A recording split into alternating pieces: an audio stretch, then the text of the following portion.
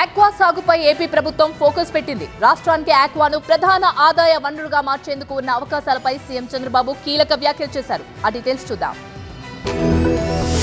Technology వినియోగంతో aqua రంగంలో అద్భుత ఫలితాలు సాధించవచ్చని అన్నారు ఏపీ సీఎం చంద్రబాబు. రాష్ట్ర ఆర్థిక పరిపుష్టికి ఆక్వా రంగం గ్రోత్ ఇంజన్ గా నిలుస్తుందని ఆశాభావం వ్యక్తం చేశారు. టెక్నాలజీ వాడకం, నూతన పద్ధతులతో ఈ రంగంలో నిలకడగా 30% గ్రోత్ రేటు సాధ్యమేనన్నారు. ఆక్వాలో ప్రకృతి సేద్యంతో ప్రపంచవ్యాప్తంగా మన ఉత్పత్తులకు డిమాండ్ ఏర్పడుతుందని సీఎం వివరించారు. ప్రకృతి సేద్యం ద్వారా వ్యవసాయంలో మంచి ఫలితాలు వస్తున్నాయని, ఆక్వాలో కూడా ఈ తరహా విధానాలు అమలు చేయాలన్నారు. ఆక్వా ఫీడ్ విషయంలో తగు మార్పులు చేయాలని సూచించారు. మన ఉత్పత్తులకు వాల్యూ యాడ్ చేయడం ద్వారా రైతులకు ఎక్కువ ఆదాయం పొందవచ్చని చంద్రబాబు వెల్లడించారు. ప్రస్తుతం 4 లక్షల ఎకరాల్లో ఆక్వాను సాగు చేస్తున్నారని, 2029-30 నాటికి 10 లక్షల ఎకరాలకు పెరగాలని సీఎం ఆకాంక్షించారు. 3 రోజుల పాటు విజయవాడలోని హోటల్లో జరిగిన ఆక్వా టెక్ 2.0 కాంక్లేవ్ లో చివరి రోజున ముఖ్యమంత్రి చంద్రబాబు హాజరయ్యారు. జిఎఫ్ఎస్టీ ఆధ్వర్యంలో జరిగిన ఈ సదస్సులో ఆక్వా రంగంలో వస్తున్న మార్పులు, అవకాశాలు, సమస్యలు, పరిష్కారాలు, పాలసీలు, టెక్నాలజీ సహకారం వంటి అంశాలపై చర్చించారు. రాష్ట్రానికి ఆక్వాను ప్రధాన ఆదాయ వనరుగా మార్చేందుకు ఉన్న అవకాశాలు, అధిగమించాల్సిన అవరోధాలపై ఈ సదస్సులో చర్చించారు.